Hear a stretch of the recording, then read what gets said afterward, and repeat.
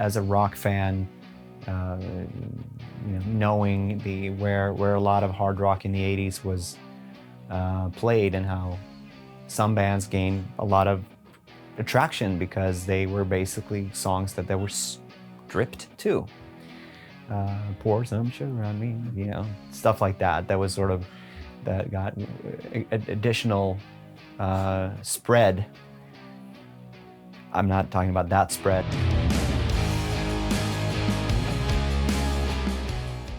What do you want to know? Beginning track of the album. Always important to open up a Ghost record with some sort of tone-setting epic. That is Peacefield. I wanted the record to start with a because the record is gonna slalom a little bit, zigzag into darker subjects, if you will. I wanted to set a tone of hope in the beginning, even though it's addressing very contemporary, tempestuous issues. I wanted to sort of add a hand to the listener that it'll be all fine, but we're gonna go sideways now and go on a little trip. Lacrima does open with a more of a what I would refer to more like a riffage and in a, I guess it now comes off as somewhat of a typical Ghost mashup where it's heavy on one end and then that is met with a big bombastic melodic chorus. That's a song about, I guess, self-deceit, and definitely one of my favorites of the record. That's one of the songs that throughout the recording I always sort of fell back on as like, even if the rest turn out to be mediocre shit, I think this is fine. This is cool. Lacrima aside, I mean, I knew I also had Satanized that also had spoken to me since a few years back, actually, because what ended up being Satanized and the ground basics of the basics of that song with the melody and the melody and most of the things that you hear in the first minute were already recorded. They were already demoed. It was like a fleshed out idea that I had even before it was put into the mix of Impera, but it just simply wasn't included. And I felt strongly about that song. That felt unique and cool. And since I knew that the subjects of the record was going to be very basic of hope, self-deceit, and now love, because Satanized is a song about love, not being possessed by a demon, but the idea of coming off as being possessed by a demon because you're in love. So it felt like that was going to suit the record really well. Guiding Lights is, I guess, the more traditional hard rock ballad of the record. Even though it's disguised as a rock ballad where parts of it is probably something that could have ended up being like one of the now missing instrumentals on it, because parts of what drove me to write the song from the ideas were recordings of one was the chorus, that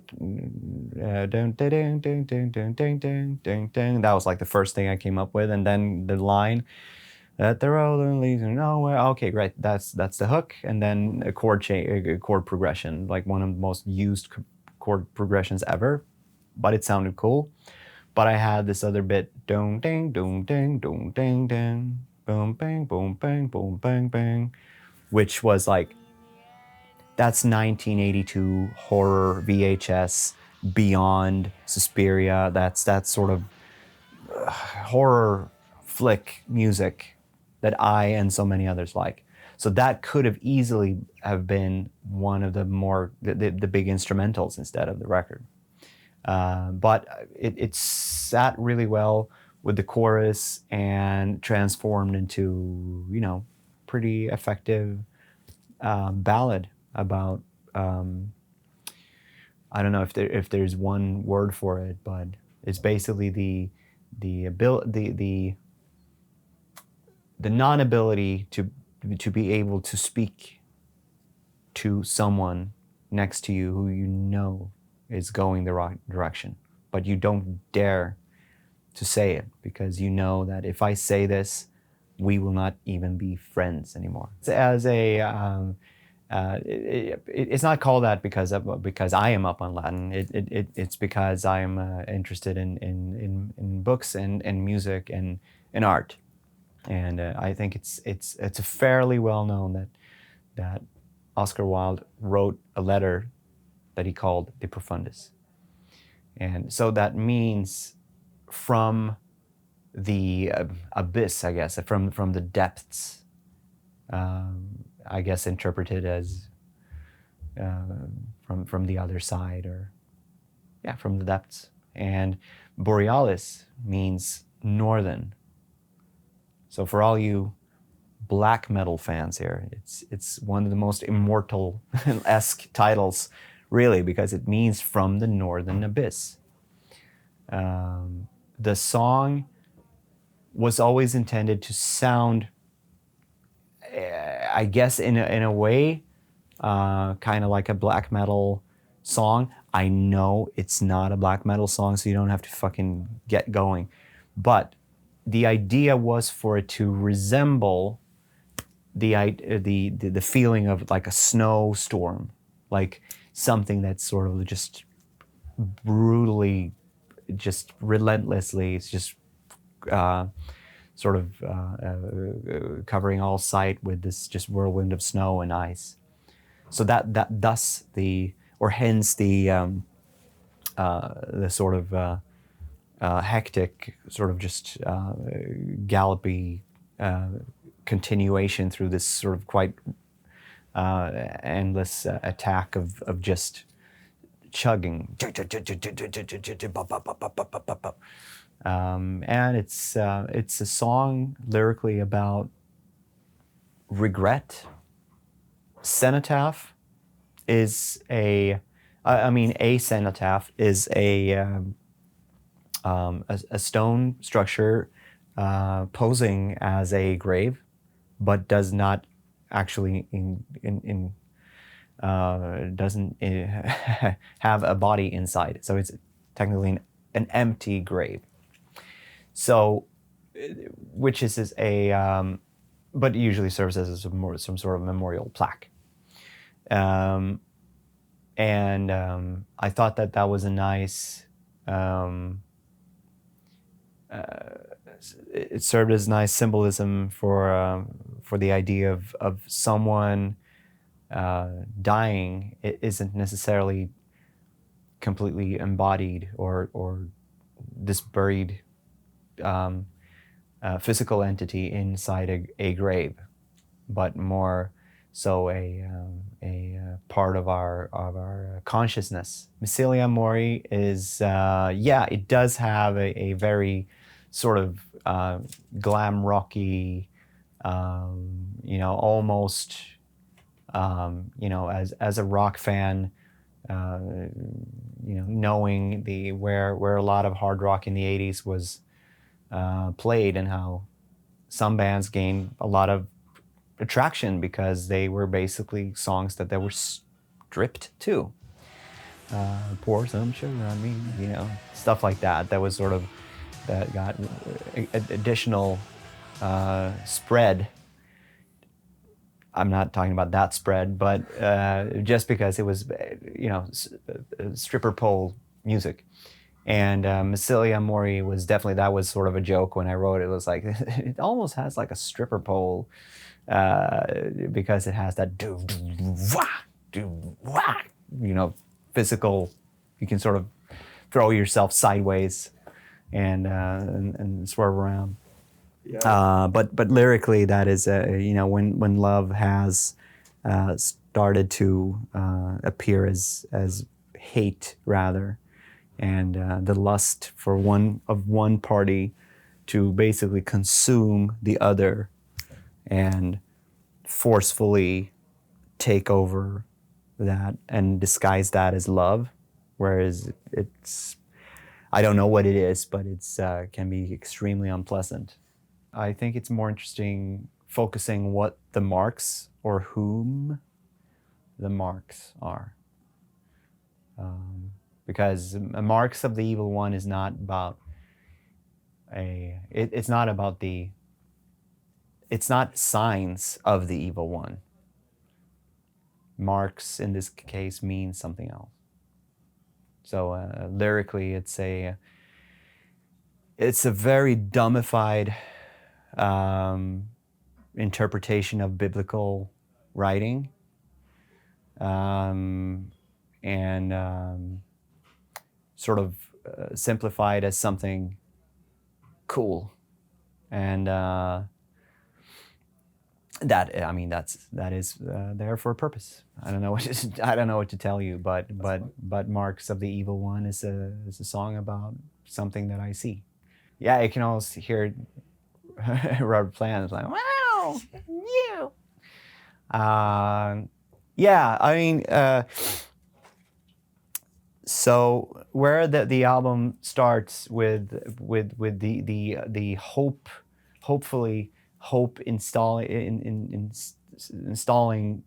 peace field, and you're taken through this minefield of human sentiment and love and hate and despair and acceptance and all that stuff.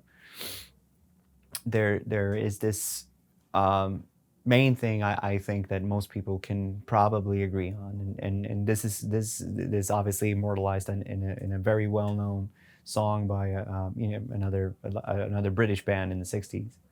But the message is basically all you need is love, and I think one of the core essential senses of purpose that as humans as basic as you can get, is the idea of human touch. I felt there needed to be one coital song on the record, because at the end of the day, that's one of the main driving forces that we all have. We can sit around and be all intellectual all day and just hand out one tray of shots and everybody will be like, let's think about something else. Because it's the most fundamental urge that we have, except for breathing and eating and drinking, but that it's such a basic thing, and most of us likes that stuff. And I wanted a song that was, as I said, driven by lust, and that also musically painted a picture of lust and the hunt to parties. Again, there we go, two parties that are playfully seeking hide and seek, but then they've come together in an explosion of physical delight.